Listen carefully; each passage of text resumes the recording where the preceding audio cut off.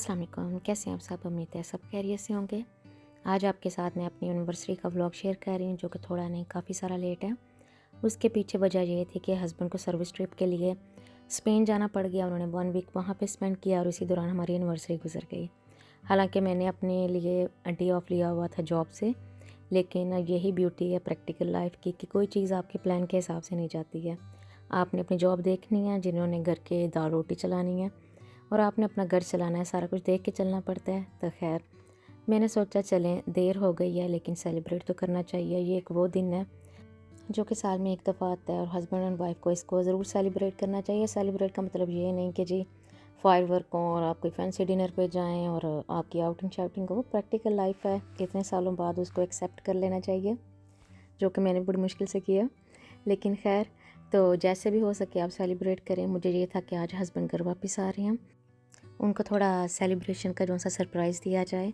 तो मैं गई थी एलडी, वहाँ से मैंने ये फ़्लावर लिए हैं, उनको मैं अब अरेंज कर रही हूँ। सबसे पहले मैं यहाँ पे जो से अपने फ़्लावर हैं वो सेट करके रख लूँगी।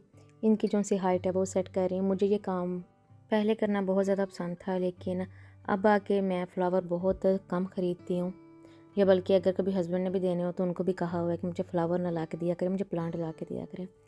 ये कुछ वीक्स के बाद जो से हैं ख़त्म हो जाते हैं। लेकिन मेरे घर में अब जितने भी प्लांट हैं, मुझे पता है कि मुझे कब कब मिले हैं। कोई मेरे बर्थडे पे मिला है, कोई एनिवर्सरी पे मिला है, कोई मैंने कोई चीज़ अचीव की है, मुझे उसके एज अ गिफ्ट मिला है। तो इस तरह के मेरे पास बहुत सारे प्लांट हैं घर में, जो कि आपके पास हमेशा रह जाते हैं। ये फ्लावर आते हैं, कुछ दिनों बाद ख़त्म हो जाते हैं, इसलिए आपको मेरे घर में फ्लावर बहुत कम नज़र आते होंगे। खैर, यहाँ पे हमारे फ्लावर हैं जो से बिल्कुल रेडी हैं। ये वो वाला दिन है जिस दिन बच्चों को दिसंबर में हॉलीडेज़ होनी थी। रूटीन के काम भी साथ साथ चल रहे थे, साथ साथ मैं ये अरेंजमेंट भी कर रही थी। अभी मैं सिर्फ आपको फ्लावर अरेंजमेंट दिखा रही हूँ, लेकिन बिहाइंड द सीन किचन के अंदर खाना भी बन रहा है, सफाई भी घर की चल रही थी, हर चीज़ चल रही थी, क्योंकि जब आप अकेले हों तो सारा कुछ आपने खुद हैंडल करना है। यहाँ पे मैंने प्लांट फूड डाला, तकरीबन 1 लीटर इसके अंदर पानी गया। इसकी वजह से मेरे फ्लावर अभी तक मैं वॉइस ओवर कर रही हूँ नियरली 3 वीक के बाद, मेरे पास अभी भी ये फ्रेश पड़े हुए हैं।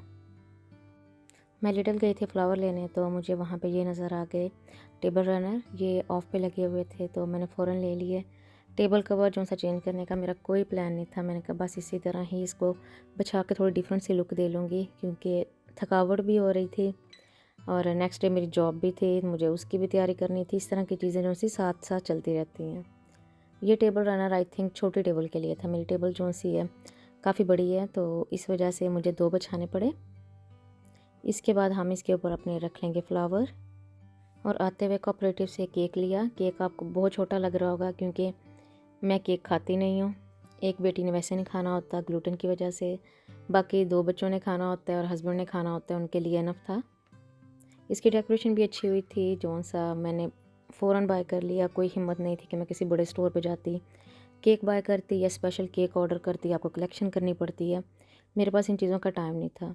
खैर, मैंने यहाँ पे इसका जो सा नीचे वाला फॉयल है वो कट करके इसको रखा इसके स्टैंड के ऊपर। इसके अंदर लगाऊंगी अब कैंडल। नंबर वाली कैंडल मुझे मिली नहीं थी, या तो वो जितने साल हो गए थे उतनी कैंडल लगाती तो केक कहीं नज़र ना आता, तो इसलिए सोचा 2 कैंडल लगाती हूँ, एक हस्बैंड की और एक मेरी।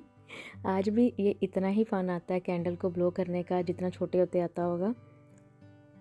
खैर, यहाँ पे हमारी केक वाली टेबल बिल्कुल तैयार है। जैसे ही हस्बैंड आए हम लोगों ने केक कट किया।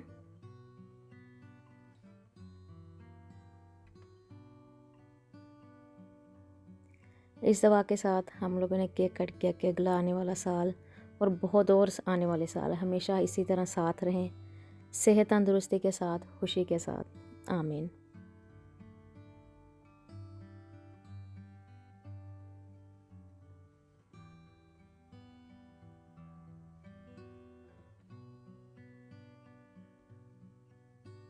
केक कट करने के बाद फ़ौरन किचन में आई। यहाँ बिरयानी मैंने बनाई थी। इसको जो सा दम लगाया हुआ था, बस मैंने दम खोला इसका। साथ में ये मैंने लैम्प का सालन बनाया हुआ था, इसको गर्म होने के लिए रखा। रेसिपीज़ आपके साथ इसलिए शेयर नहीं की कि बहुत दफ़ा कर चुकी हूँ, बिरयानी हर कोई बना लेता है। बाकी ये चॉप्स का सालन था जो मैंने बनाया था, हस्बैंड को पसंद है, बैक चॉप्स होती हैं उनका। बस इनको डिफरेंट टेस्ट देने के लिए इसमें मैंने 3 टेबल स्पून अचार गोश्त का जो सा मसाला था वो डाल दिया।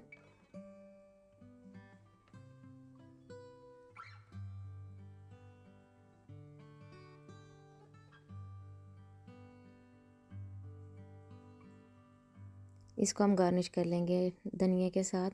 ये हमारी जो सी हांडी बिल्कुल तैयार है। हांडी जो सी मैंने यहाँ मिट्टी की सिलेक्ट की थी, बर्तन भी सारे मेरे मिट्टी के थे क्योंकि मुझे सारे एक तरह के बर्तन ही अच्छे लगते हैं। इसके बाद हम जो से ये वाली मिट्टी की, हमारे पंजाबी में इसको कनाली कहते थे और मेरे ख्याल से इसको डिश कहते होंगे उर्दू में, एनीवे जो भी था, उसके अंदर हम लोग निकाल लेंगे अपनी बिरयानी।